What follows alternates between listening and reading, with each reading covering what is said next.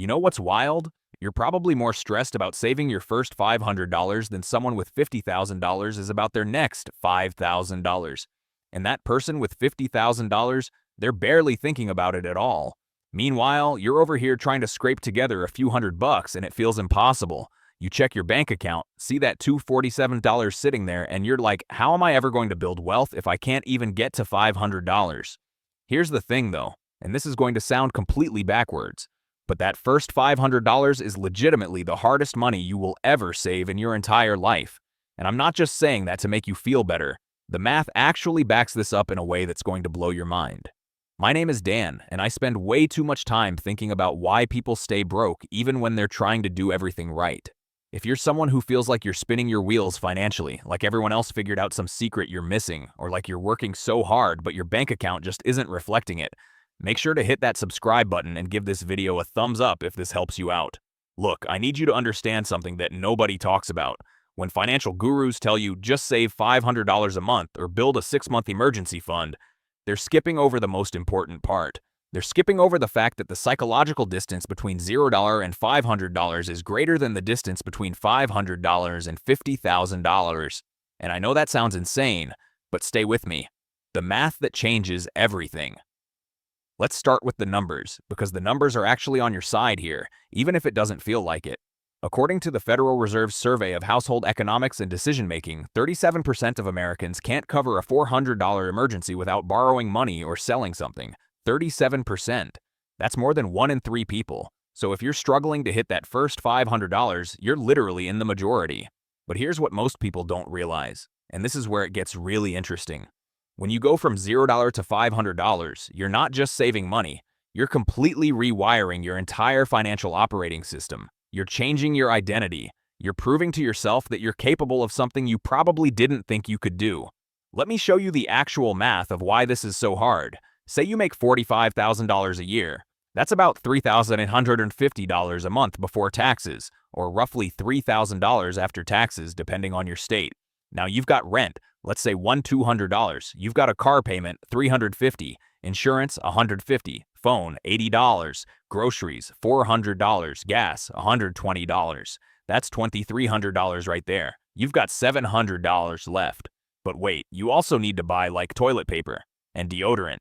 And occasionally your car needs an oil change, your friend's getting married, it's your mom's birthday. You need new work shoes because yours have a hole in them. And oh yeah, you'd like to have a life sometimes, maybe go out to dinner once in a while without feeling like a complete loser. That $700 evaporates, and suddenly trying to carve out $100 to put in savings feels like you're choosing between building wealth and, I don't know, participating in society. The psychology nobody talks about now. You might be thinking, okay Nick, but what about people who make more money? This doesn't apply to them, right? Wrong. This is where it gets fascinating. A study from the Journal of Consumer Research found that people's savings rate doesn't meaningfully change until they hit about $75,000 in income. You know why? Because expenses scale with income. You get a raise, you move to a nicer apartment. You get a bonus, suddenly you deserve that nicer car. But that first $500 requires something completely different. It requires you to become a different person. And I'm not being dramatic here. Neuroscience actually backs this up. When you have zero savings, your brain is operating in scarcity mode. Researchers at Princeton found that financial stress actually reduces your cognitive capacity by about 13 IQ points. 13 points.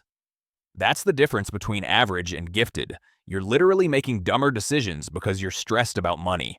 Every financial decision feels high stakes because it is high stakes. You can't afford a mistake. But once you hit that first 500, everything changes. You're not in crisis mode anymore. You have options. Your car making a weird noise. That's no longer an existential threat. It's just annoying. That cognitive load lifts. You start making better decisions because you're not operating from a place of panic. Why $500 is the magic number. Let me be clear about something.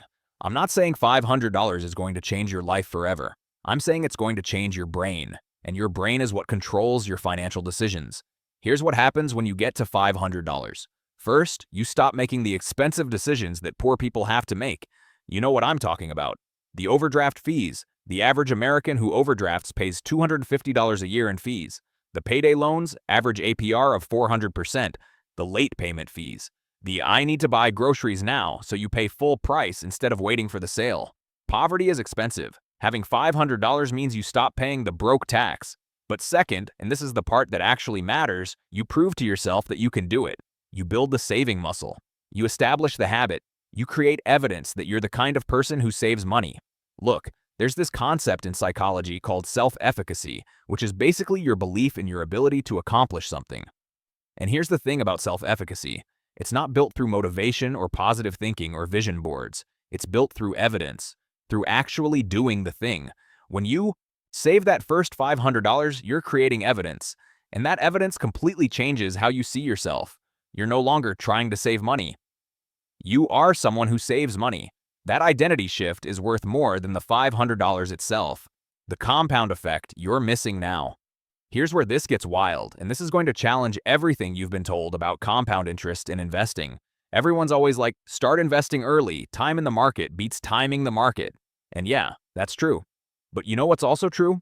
You can't invest money you don't have. Let me show you something. Say you start investing $500 a month at age 25, and you do that until you're 65 with a 7% average annual return. You'll end up with about $1.2 million. Not bad. But here's what nobody tells you. The difference between starting at 25 versus starting at 26 is about $91,000 1 year.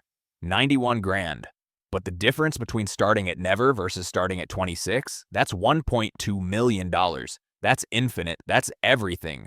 So when people tell you, oh, you should have started investing when you were 22, they're missing the point.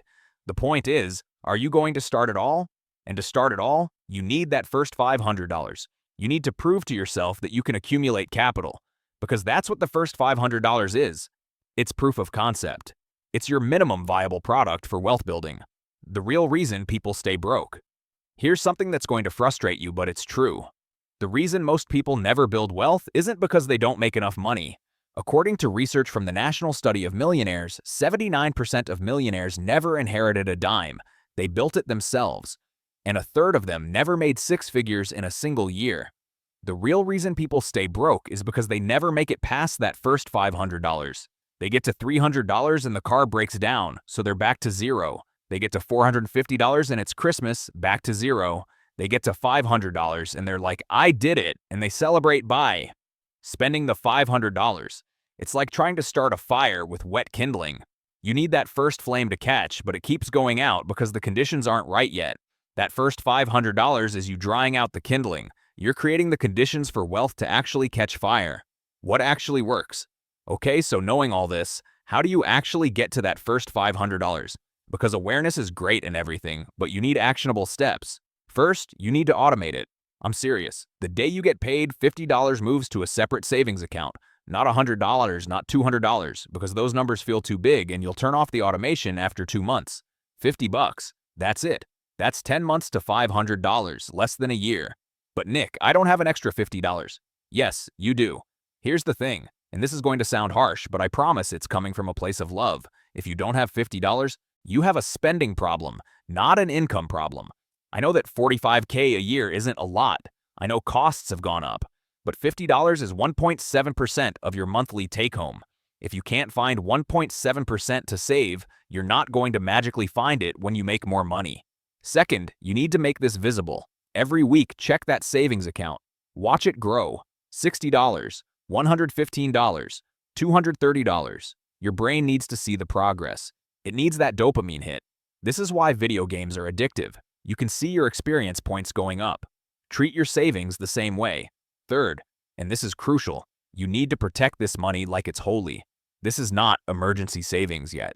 This is not for when your friend asks you to split an Airbnb. This is not even for emergencies until you hit that $500 mark. This is for proving to yourself that you can do hard things. Everything else is a test. Every unexpected expense is the universe asking, do you really want this? The $500 to $5,000 acceleration. Now here's what's magical about this. Once you hit $500, getting to $5,000 becomes exponentially easier. And I mean that literally. Exponentially. First, you've built the habit. You've been saving $50 a month for 10 months. You know how to do this now. It's not willpower anymore. It's just what you do. Second, you've eliminated the broke tax. Those overdraft fees, gone. That payday loan interest, gone. According to the Financial Health Network, Americans spend an average of $240 billion a year on fees and interest for short-term credit. With $500 in the bank, you're not contributing to that number anymore. That money stays in your pocket. Third, and this is the big one, you're now someone who saves money. That identity shift means you start making different decisions. You start asking yourself, is this worth delaying my goal? You start seeing sales differently. You start valuing long-term stability over short-term gratification. And fourth, the math changes. Once you have $500, you can start thinking about investing. Even if you just move $400 of it to a high-yield savings account earning 4 or 5%, that's $20 a year. That's not much, but it's money you earned while sleeping. It's the beginning of passive income. It's the crack in the dam. From $500 to $5,000, that's just repetition. That's just doing what you've already proven you can do, 19 more times. If it took you 10 months to save $500, it'll take you less than 8 years to save $5,000 at the same rate. But here's what actually happens. It takes you like 3 years, because once you have momentum, once you believe in yourself, you find ways to increase that savings rate. You get a raise, and instead of upgrading your life, you upgrade your savings. You get a tax refund, and it goes straight to the goal. The uncomfortable truth. Look, I need to be real with you about something. This is hard. That first $500 is legitimately one of the hardest things you will do financially. Harder than buying a house. Harder than investing. Harder than retirement planning. Because all of those things assume you've already figured out how to accumulate capital. They assume you've already become the kind of person who can delay gratification and stick to a plan. But here's the truth that nobody wants to hear. If you can't save $500, you're not going to build wealth. Period. I don't care how much money you make. And I don't care how good your investment strategy is. Wealth building requires the ability to accumulate capital, and $500 is the price of admission to prove you can do it. The good news? You absolutely can do it. I know you can because literally millions of people who had less than you, who made less than you, who started from worse positions than you, have done it. The question isn't, can you? The question is, will you? What happens after $500? So let's say you do it. You hit that $500 mark. What then?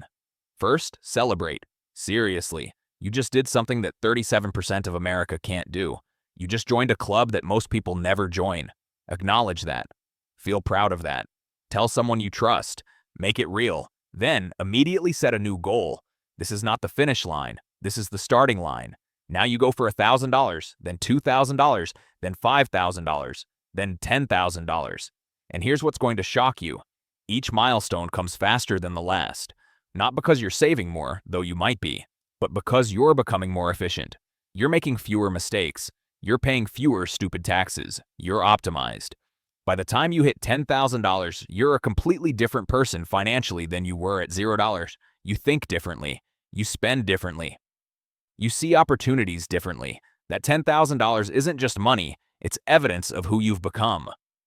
Here's what I want you to understand. The reason the first $500 matters more than the first $5,000 is because the first $500 is about transformation. It's about proving that you're capable of accumulating capital. It's about building the habits and the identity that wealth requires. It's about creating the conditions for wealth to actually grow. The first $5,000, that's just math. That's just repetition. That's just doing what you've already proven you can do. So if you're sitting there right now with $0 or $150 or $347 in your savings account, here's what I want you to do. Open up your banking app, set up an automatic transfer of $50 on payday. Protect that money like it's the most important thing in your financial life. Because right now, it is. That first $500 is going to be hard. It's going to feel impossible sometimes. You're going to want to quit. Don't. Every dollar is evidence. Every week is progress. Every month is proof that you're becoming someone different. The first $500 is where wealth begins. Not at the first million. Not at the first 100K right here. At $500. Now go get it.